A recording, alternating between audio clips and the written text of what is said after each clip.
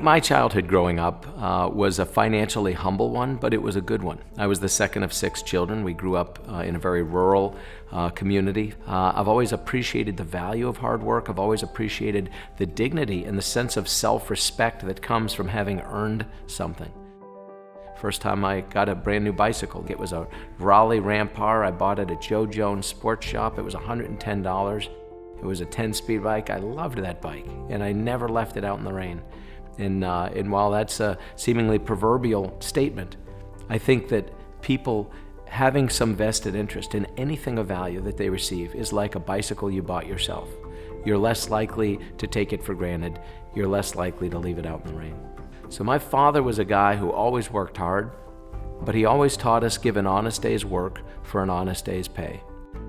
People used to get government cheese in these long brown rectangular boxes. Maybe they still do, I don't know. We saw it in our friends' homes.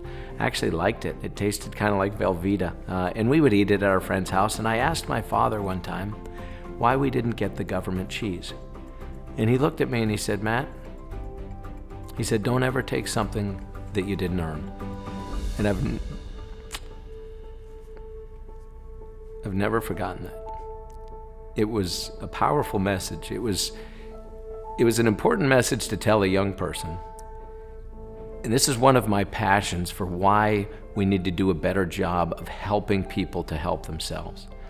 You know, my mindset in how we can help people to help themselves is very much the result of how I was raised personally. We talk a lot about, the American dream, but so many of our entitlement programs have become dead ends. These programs were not intended to be a destination. They were intended to be a way station on the way to pursuing that American dream. So Kentucky, from the very beginning, starting with the previous presidential administration, applied for an 1115 Medicaid waiver.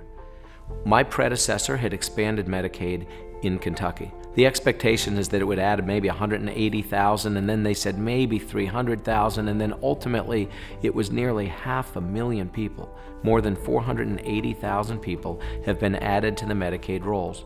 I saw this and I realized this isn't good. We're creating a sense of not only entitlement, but we're frankly robbing people of the better opportunity to do for themselves. Employers are desperate to find men and women who are willing to show up in a timely manner, be drug-free, and work hard. And so we want to create an environment that incentivizes people to do exactly that.